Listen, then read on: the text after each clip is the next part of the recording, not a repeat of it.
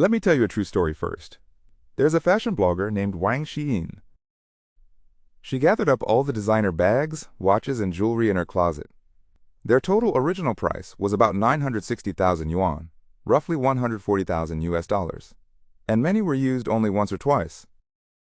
Then, she took this whole box of luxury goods into a pawn shop to see what these supposedly value-holding items were really worth. The pawnbroker picked up a magnifying glass and appraised them one by one, carefully. Guess the final offer the pawn shop gave her? Only 138,000 yuan. A loss of up to 86%. This is top-tier logic. I'm Mojo. We see through the logic of money, because wealth is the only chip, to real freedom in this brutal world. Today we're talking about something that will completely overturn how you think. What exactly is an asset? Many think, as long as there's a balance in the bank each month, they'll get rich someday. But the brutal truth is, in the world of money, the poor only have expenses, the rich buy assets. And the vast middle class keep buying liabilities they mistake for assets. I call them fake assets. So what is a real asset? That's the first point. We must redefine it first. Robert Kiyosaki, author of Rich Dad, Poor Dad, put it most clearly. An asset is something that puts money into your pocket. A liability is something that takes money out of your pocket. A true asset is a tool that brings steady cash flow, like a house that earns rent, a stock that pays dividends. And a fake asset? It wears a fine sugar coating, looking respectable, looking valuable. But it's really a bottomless pit, secretly feeding on your cash flow every month. It's these fake assets that trap countless people in a snare called the rat race. Like a hamster on a wheel, running hard, earning hard, yet forever spinning in place. So what's the most common fake asset? Second point. Many people, for face, to build the illusion of a successful person, take out loans or installments to buy a luxury sports car. But you have to know, a car starts depreciating the moment it hits the road. Worse, what follows it? The fuel, the maintenance, the steep insurance are all constant cash outflows. It not only won't appreciate, it forces you to keep paying interest on it for years. Here's a simple rule I'll teach you. If the price of your vehicle exceeds 10% of the price of your home, it means the money you put into this liability has already passed your real buying power. And many in direct sales or social commerce say, buying a luxury car is an investment. It attracts recruits. But if you lack the core leadership and sales ability, once a downturn hits and you can't bear the cash flow pressure, this luxury car's final fate is being dumped at a loss, even saddling you with a huge personal loan. Third point. Back to that pawn story at the start. The collapse of luxury's resale value and the order of spending. Wang Shiyin's case shows us, brutally, luxury goods simply can't hold value.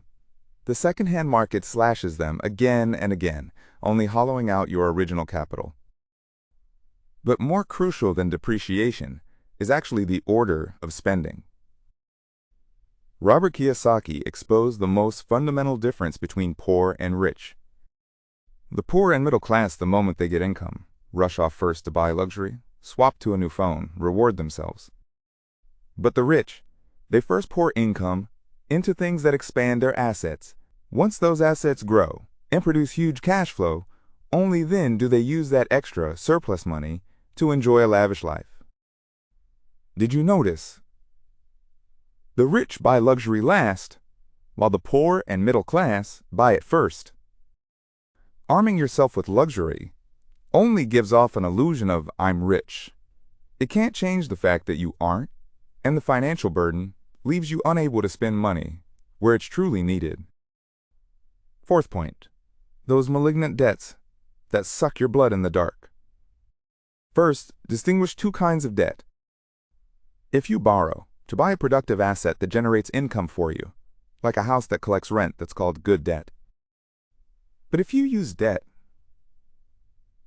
to buy a sports car, to consume, to treat friends, to drinks, to travel, these are bad debts. They only leave you spending beyond your means, falling into a huge financial trap.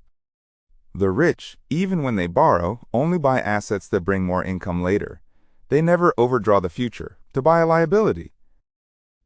Speaking of which, the credit card is the most easily overlooked liability. Many don't even realize the electronics they bought on installment are liabilities too. And the most surprising fake asset might be the house you're so proud of. This is the fifth point, and the deepest objective law I want you to see through. The true measure of wealth. Many think once you buy a house, you bought an asset. If the house you bought can't bring positive cash flow, and you hit a recession, income drops, and the monthly mortgage is barely payable, at this point the situation flips in an instant. Let me be honest. When you can't make the payments with no risk resistance, this so-called asset of yours is actually the bank's asset. The bank can repossess and auction it any time. So the rich buy property, usually to earn rent, earn dividends, await appreciation. They make sure this asset brings steady cash flow rather than letting the mortgage become a pit that eats their cash flow. This leads to an ultimate formula for whether you're rich. You don't need to look at how much savings you have. You just calculate your assets minus your liabilities and see, without relying on any wage income at all, how long your life can hold out. The longer you can hold out, the closer you are to real financial freedom. So you see, the gap between rich and poor often isn't about how much you earn, but about what you buy, a real asset that makes blood or a fake asset that sucks it. Starting today, take another hard look at what you own. That car, those bags, that house. Are they putting money into your pocket or quietly? Stop being fooled by liabilities dressed up as assets. When you learn to put every dollar first into real assets that produce cash flow, only then have you truly stepped onto the road out of the rat race. If this episode helped you, please subscribe to Top Tier Logic, hit like, and ring the bell. Next time, we keep uncovering the logic behind wealth. I'm Mojo. See you in the next one.